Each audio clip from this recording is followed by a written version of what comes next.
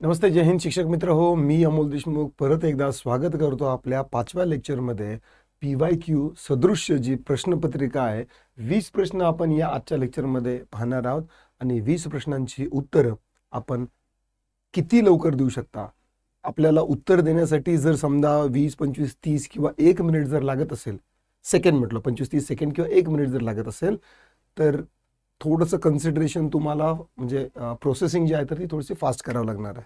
Fast करावी यासाठी तुम्ही काही नवीन अवांतर वाचन किंवा सध्याच्या घडीला तुम्ही काही नवीन अभ्यास करावा याची गरज नाही आहे. तुमच्याकडे जे अवेलेबल नॉलेज आहे त्याला जर थोडंसं शार्प केलं तर तुमचं सेन्स ऑफ करेक्टनेस जे आहे तर ते नक्कीच डेव्हलप होईल.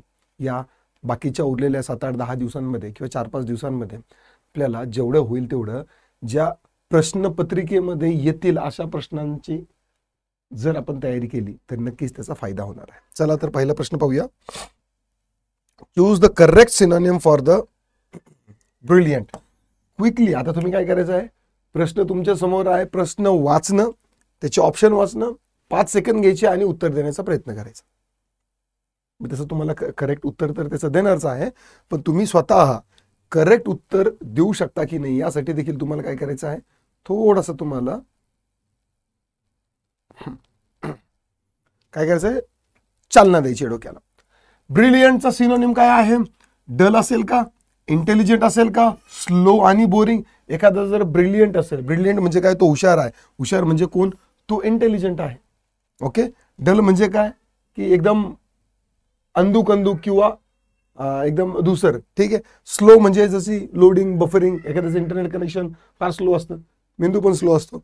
बोरिंग म्हणजे तो काय, बोर असतो. तर उत्तर काय झालं इथं, इंटेलिजंट. बोल्ड साठी त्यांनी काय विचारलेलं आहे, अँटोनिम विचारलेला आहे. बोल्ड. बोल्ड म्हणजे असा व्यक्ती की जो घाबरत नाही डिसिजन घ्यायला, 2 द्यायला आणि 2 खायला सुद्धा तो काय मागे पुढे पाहत नाही असा माणूस, म्हणजे तो कोण, बोल्ड. बोल्डचा अँटोनिम विचारलेला आहे. आता फिअरलेस म्हणजे ज्याला भीती नाही, ब्रेव म्हणजे शूरवीर, स्ट्रॉंग म्हणजे पॉवरफुल, टिमिड म्हणजे काय, भित्रा. या ठिकाणी बोल्डचा हा जो अँटोनिम आहे तो काय आहे, टिमिड. चला पुढचा प्रश्न. Find the correctly spelled word.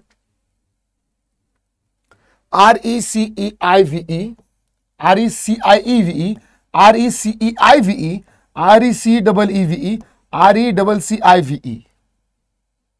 याचं उत्तर आहे RECEIVE. ना आता करेक्ट स्पेलिंग जर तुम्हाला लक्षात ठेवायचं असेल तर एकदा कमेंटमध्ये लिहा आणि 2 वेळेस तुम्हाला जिथेही तुमचं काही वही पेन वगैरे दिसेल ना तर तिथं रिसीव्हची स्पेलिंग लिहा. करेक्ट स्पेलिंग व्हर्जन लिहा. ती तुमच्या ब्रेनला ट्रिगर होईल आणि तुम्हाला त्याचा सेन्स जो आहे तर तो येत राहील. ठीक आहे. करेक्ट स्पेलिंग जे आहे ना तर ते तुम्हाला जर असं वाटलं की याच्या स्पेलिंगमध्ये डाऊट आहे, करेक्ट आयडेंटिफाय करायची, 3 वेळेस लिहून टाकायची, आपला मेंदू ऑटोमॅटिक काम करतो. Don't worry. पुढचा प्रश्न. Choose the sentence with correct punctuation. Correct punctuation विचारलेला या ठिकाणी. What is your name, what is your name, इथं प्रश्न मार्क आहे. What is your name, question mark आहे. What is your name. पंक्च्युएशनचे प्रश्न सॉल्व्ह करताना कॉमा, स्वल्पविराम, सेमिकोलन, प्रश्नार्थक वाक्य, एक्सक्लेमेशन याच्यावरती लक्ष ठेवायचं आणि विशेष करून कॅपिटलायझेशन वरती. ओके. तर पहिल्या याच्यात इथं प्रश्न मार्क नाहीये म्हणून हे चुकीचं आहे. इथं कॅपिटल आहे आणि इथं प्रश्न मार्क पण आहे, म्हणजे इथं आहे. आता व्हॉट इज युअर नेम, इथं काय आहे, प्रश्न मार्क आहे पण स्मॉल लेटरने सुरुवात आहे म्हणून हे नाहीये. आणि व्हॉट इज युअर नेम इथं प्रश्न मार्क नाहीच आहे, प्रश्नार्थक चिन्ह नाहीये, म्हणजे हे नाहीये, म्हणजे आपलं उत्तर काय आहे, बी. राईट. चला पुढचा प्रश्न. Identify the tense. He had been working for 2 hours. He had been working, असं काम जे भूतकाळात सुरू झालंय आणि आता सध्या चालू आहे. कुठला हा वाक्याचा काळ येईल. Present perfect, perfect continuous, future perfect का पास्ट कंटिन्युअस, कुठलं येईल.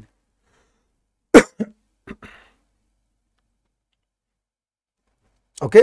तर इथे येईल past perfect continuous tense. Okay. Had आलं म्हणजे काय की ते पास्ट परफेक्ट कंटिन्युअस टेन्स.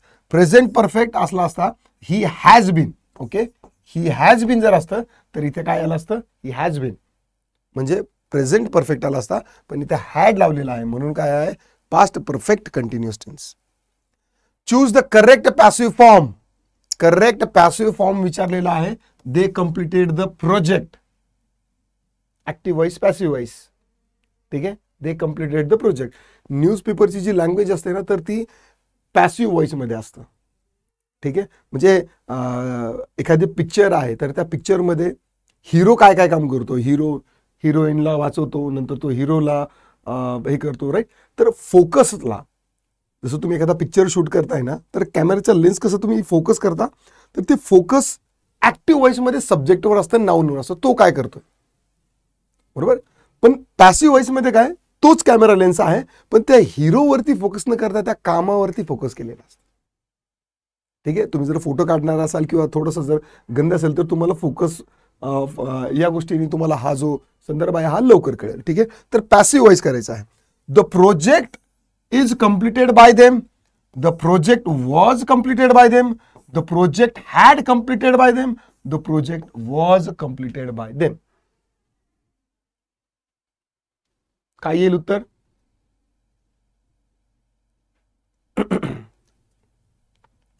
हे कोणता आहे? Past, simple past tense. Okay, they completed V2 आहे. ठीक आहे, तर मग आता V2 चं काय होईल? पॅसिव्ह व्हॉइस वॉज, बरोबर. The project was completed by them. ठीक आहे, म्हणजे आपलं उत्तर जे आहे तर ते बी असेल का डी असेल? The project was completed by them. The project was completing by them. Completing येईल का? नाही. ओके, गलती से मिस्टेक हो गया. Right, yes you are right Sujay. हाँ, okay, alright. So the project was completed by them. Completing नाही येणार. ठीक आहे, हे ग्रामॅटिकली इनकरेक्ट सेंटेन्स येईल. बी याचं उत्तर असणार आहे. Even humans make mistakes too. Alright, next, choose the correct narration.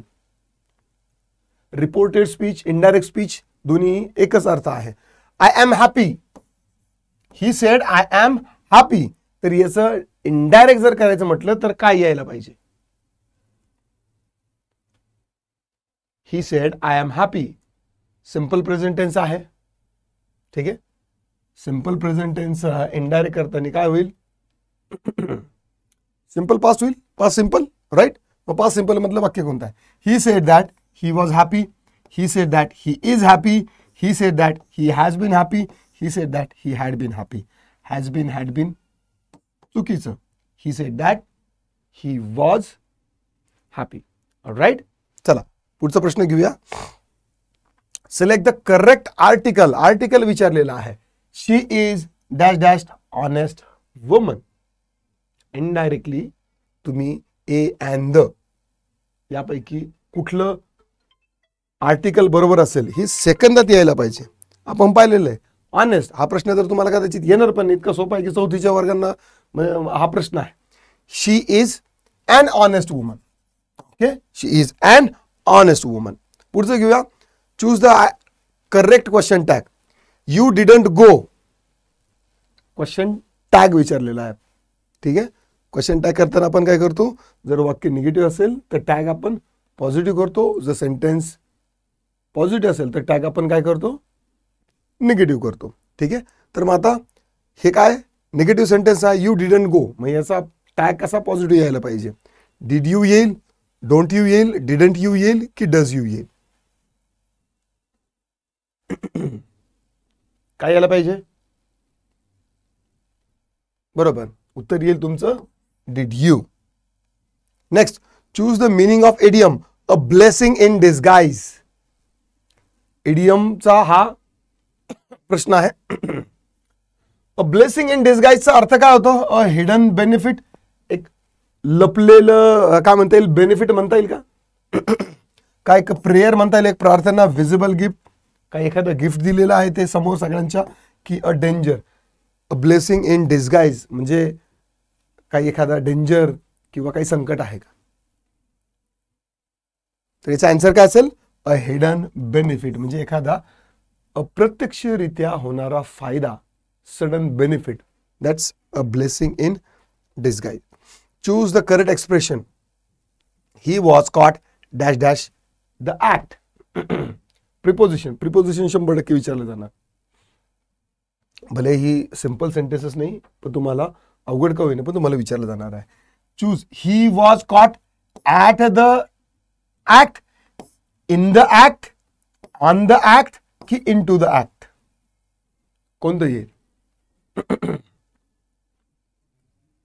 Yes, in the act. Okay, so answer is in the act.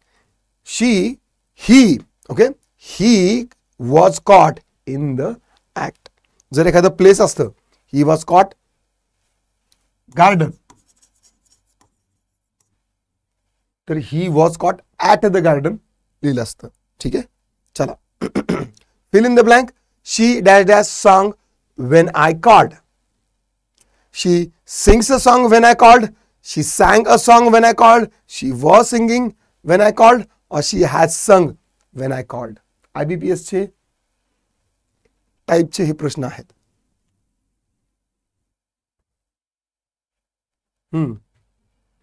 काय येईल? कुठला आन्सर येईल?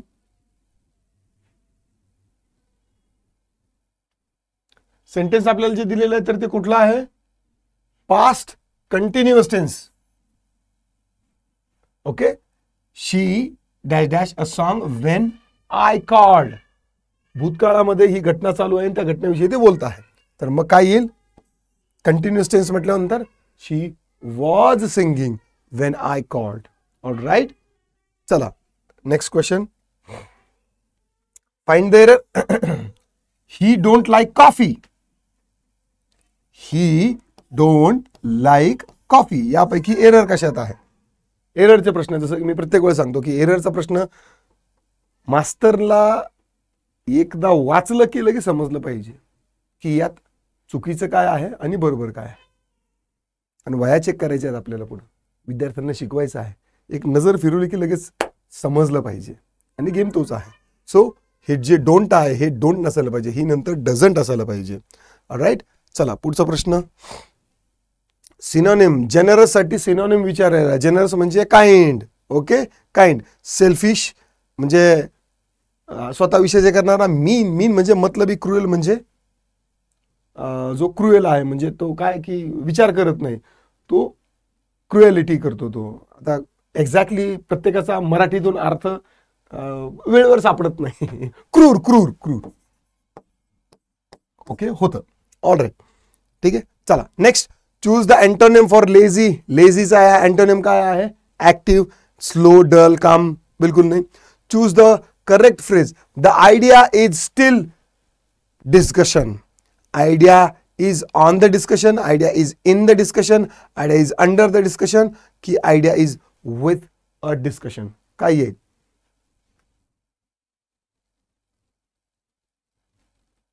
Idea is still under the discussion, not in the discussion. The idea is still under the discussion. Okay, म्हणजे जी अंधारातली चर्चा आहे ती उजेडात यायच्या अगोदर ती अंधारात आहे. म्हणजे कशाच्या खाली आहे? अंधारात आहे. म्हणून काय? Under the discussion. All right, चला पुढचा प्रश्न 18वा. Choose the correct sentence. She don't likes ice cream. She doesn't like ice cream. She does like ice cream. She like ice cream. काय असेल उत्तर? प्रेझेंट सिंपल टेन्स वाक्य आहे. बरोबर. काय येईल?